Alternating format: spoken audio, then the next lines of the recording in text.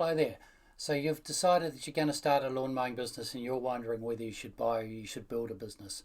Deciding whether to start a business from scratch or buy an existing one is a huge decision, and there's pros and cons for both options.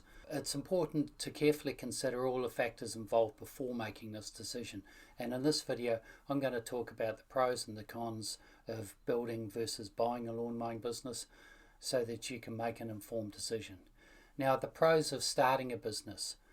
That depends on your personal circumstances. Are you unemployed and looking for a way to make some extra money? Then starting a business could be a good option. And if you have the time and the energy to start from scratch, then it's a good place to be. Or are you working a part-time job? And in this case, starting from scratch is another good option. So with a little bit of time, effort and dedication, you can actually build a business in these circumstances, and it will be a lot less expensive.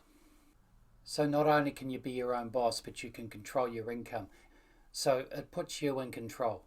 When you start your own lawn mowing business, you have the opportunity to grow it at your own pace and to learn on the job. And you can choose to accept or reject work based on your comfort level, which means that you never have to take on any more than you think you can handle. And this kind of flexibility allows you to grow your business without feeling overwhelmed. With a bit of hard work, starting your own lawn mowing business can be a great way to achieve financial independence. Now, the things that aren't so good about starting your own business, you could fail. But just remember, starting a business or any business is a risky proposition, and lawn mowing businesses are no difference. Another thing can be the lack of training. So one potential drawback to starting your own business is that you'll not have anybody to show you the ropes, and most local contractors aren't going to want to help you learn how to start a business to go into competition with them. So as a result, you're going to have to learn by trial and error, which could cost you a lot of time and money. But then again, if you join the Lawn Mowing 101 community, then we will do our best to fill in that gap in your training so you can get up there and get out and make some money. Additionally, you're going to have to put in extra effort to do marketing and build a business with a good reputation, as people don't really like to hire new businesses. And you're also going to need some funds. So in order to stay afloat financially, it's important to have a source of extra income or some savings that you can rely on. And having this financial cushion is going to help cover your day-to-day living so you can focus on your business. The good thing about buying a lawn mowing business, that one of the great things is that you get revenue from day one. So you're already employed full-time from day one, and you've got an income coming in. And this can be a good idea if you have funds and you want to move into something that gives you funds from day one. So you'll have your ready built customers, you'll have the income, and you'll save yourself the hassle of having to build a business from scratch. Another benefit is training. If you're buying a business, the chances are that you're going to get some kind of training from the seller. And even if it's you going out with him for a week before you buy and him going out with you for a week after you buy, you're going to at least have some training and have a general idea of how the business works. So you won't be going in completely blind. And they can help show you the ropes and answer any questions that you have along the way. Finance is another thing, because one of the biggest advantages of buying an existing business is it's much easier to obtain financing from banks and other lenders. Since the business has already got a proven track record of sales and profitability, lenders are much more likely to provide funding to purchase a pre-existing business like this. And also, if you've got a bit of equity in your home, you may be able to use that as collateral for a loan, and as a result, acquiring an existing business can be a much less risky proposition for the buyers and the lenders, because you know what you're buying. Now, the cons of buying a business is, for one, the debt, because you are going to go into debt to buy the business. You're going to take on the debt in order to make the purchase, and this can put a bit of financial pressure on your shoulders. Not only have you got to make the money for this business to survive, but you've got to make the extra money to pay back the money that you borrowed to buy the business. So you've got to work that little bit harder.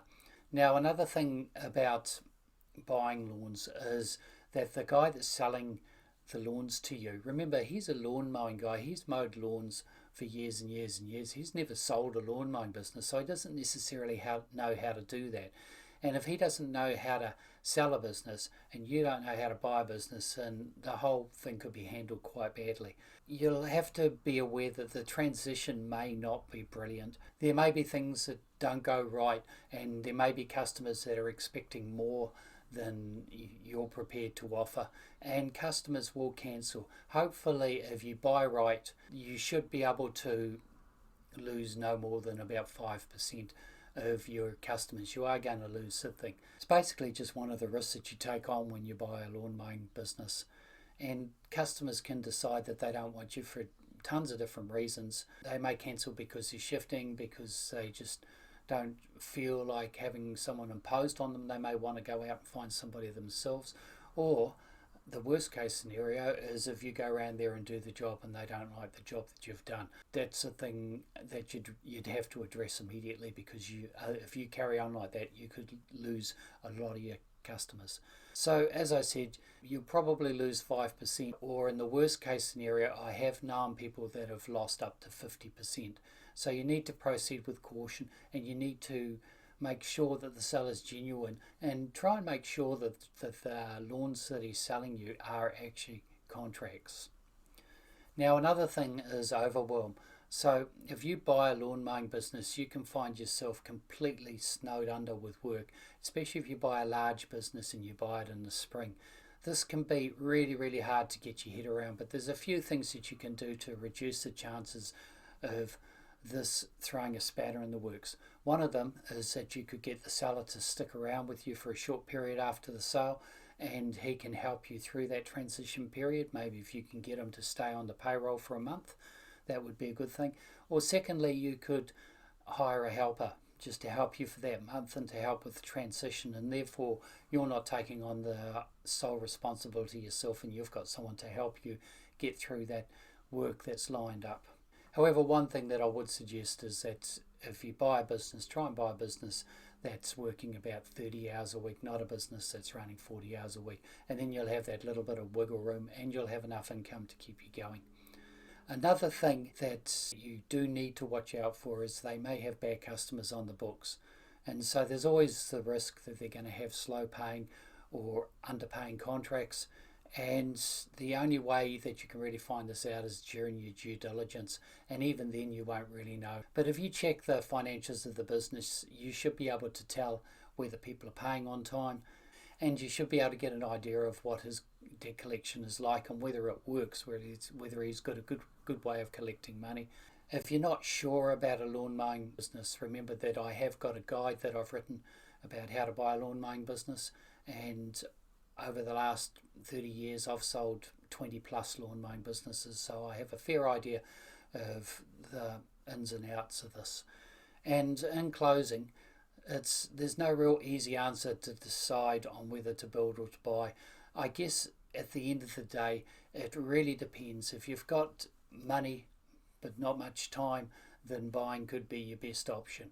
Or if you've got time and not a lot of money, then building could be your best option.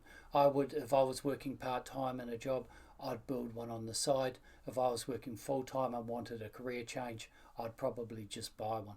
But whichever route you decide to take, do make sure that you do it properly, that you run your business properly, and that you follow best practices and set the business up for success right from the very start.